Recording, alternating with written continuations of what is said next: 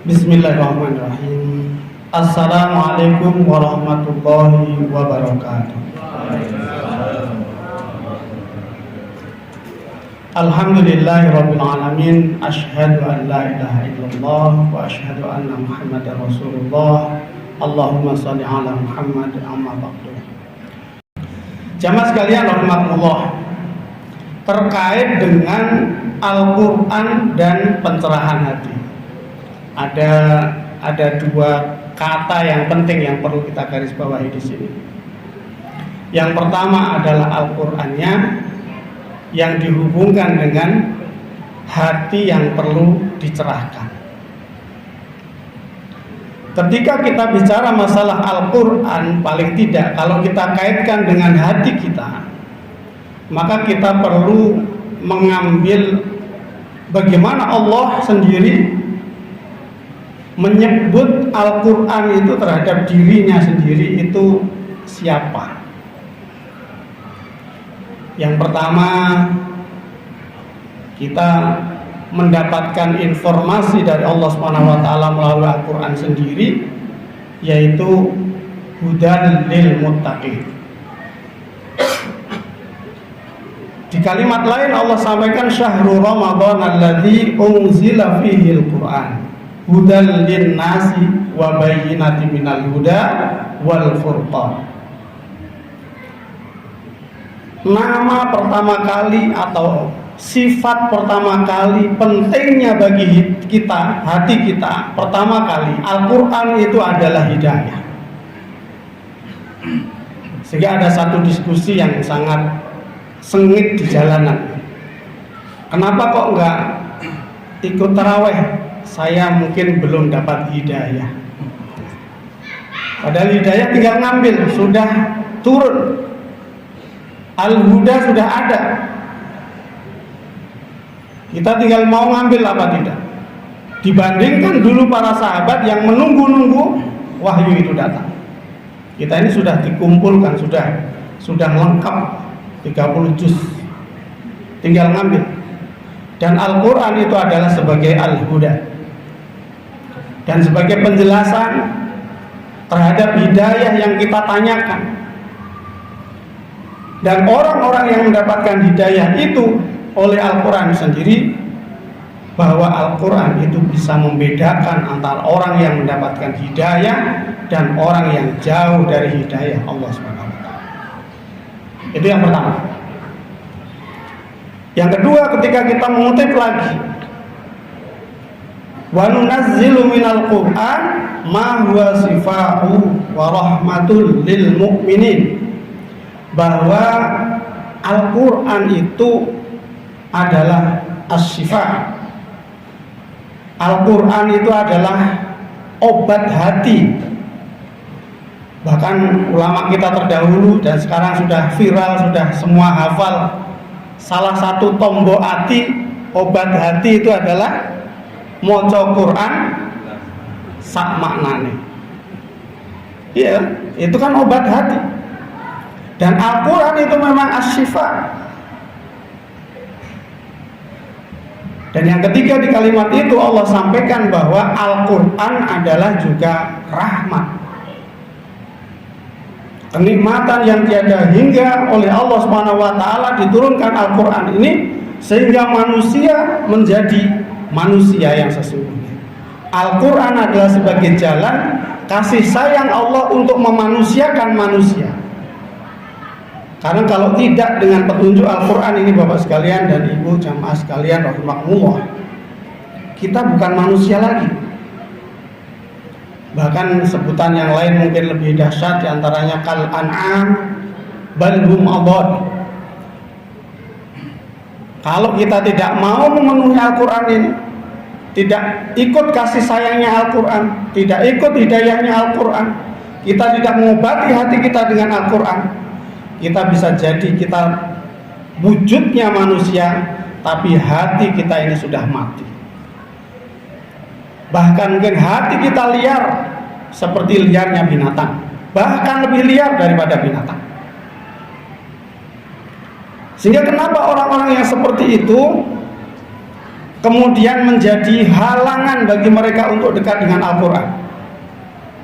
Sampai imam yang suaranya merdu, enak, indah, didengarkan, mendamaikan hati menurut orang-orang yang beriman, dilempar sandal. Imam baca Quran yang enak, panjang, nikmat, yang dirindukan oleh orang-orang yang beriman, dilempar sandal oleh jamaahnya. Bubar sholatnya. Kenapa? Apakah ia seorang yang perkasa? Karena hatinya telah tertutup. Afala yatadabbaruna al-Qur'an am ala qulubin aqfalha. Mereka tidak bisa menikmati indahnya bacaan Quran, tidak mengerti apa yang dilantunkan Al-Quran, tidak bisa memahami apa yang diinginkan Al-Quran karena hatinya gelap. Imam Ghazali mengatakan bahwa gelapnya hati itu karena dosa dan maksiat. Ibarat nuktoh atau bercak-bercak hitam. Hati kita ini dipenuhi hitam, noda-noda dosa dan maksiatan, sehingga kita ini disentuh Al-Quran pun tidak tersentuh. Padahal kalau disebut oleh Al-Quran, batu saja itu kalau ditetesin oleh air itu bisa bolong, Pak ya. Hati kita ini karena saking atosnya, saking kerasnya, saking bandelnya, bebalnya, itu disentuh Al-Quran itu tidak mempan. Padahal Allah sampaikan perumpamannya, lau anzalna hadzal Qur'an ala jabalin la ra'aitahu khashi'an mutasaddian min khasyatillah. Mereka takut kepada Al-Quran. Kok kita malah gemplang imam yang baca Quran. Bahkan tetangganya ada yang melempar rumahnya gara-gara kita baca Al-Quran. Ini permasalahan kita. Permasalahan dari mana? Dari hati kita, dari dosa dan kemaksiatan. Ini penghalangnya. Yang kedua penghalangnya apa? Al-Quran menjadi tidak indah, Al-Quran tidak menjadi bisa dipahami oleh hati kita, tidak mudah menyentuh hati kita, cahayanya tidak tembus. Itu karena berhala dunia. Bisa jadi harta kita, bisa jadi status sosial kita, bisa jadi jabatan kita, bisa jadi keluarga kita, bisa jadi hasrat kita, sehingga menerima kebenaran Al-Quran itu sulit. Bahkan mungkin orang yang berbicara dengan Al-Quran dikatakan bohong, mengajak berislam dengan baik dikatakan sesuatu yang menyesatkan, bahkan mungkin melakukan kekerasan dan seterusnya. Sementara buktinya Bapak Ibu sekalian jamaah rahimahullah, Umar ibn Khattab itu keras-kerasnya manusia di zaman itu, galak-galaknya manusia. Setan saja terbirit-birit ketemu Umar. Masuknya Umar itu bukan lantaran diceramahi oleh Muhammad Rasulullah, bukan lantaran disentuh oleh Abu Bakar yang berwibawa di mata Umar bin Khattab, tetapi lantaran mendengarkan bacaan Al-Quran melalui lisan adiknya Umar bin Khattab. Membunuh orang itu biasa, membunuh anak-anak perempuan itu biasa, memusuhi Muhammad untuk ingin membunuhnya itu biasa. Tetapi ia masuk Islam lantaran Al-Quran. Ini menunjukkan bahwa kedahsyatan Al-Quran itu ketika hati kita sudah dibuka oleh Allah dan kita mau mendengarkan dengan baik, bisa menembus kalbu yang sedalam-dalamnya. Ini permasalahannya. Nah, kasih sayang Allah SWT inilah yang kemudian tidak sampai kepada kita, malah kita merasa terzalimi. Wa kaifa takfuruna, bagaimana kamu bisa menjadi kafir? Jadi kekufuran kita, keengganan kita menutup hidayah itu sendiri, tidak mau kompromi. Pokoknya enggak kalau Islam.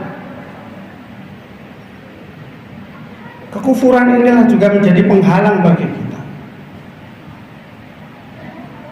Padahal kita sudah dibacakan Al-Quran, dan padahal pada saat itu orang kafir Quraisy juga bersama Rasulullah pada saat itu. Itu tidak gampang.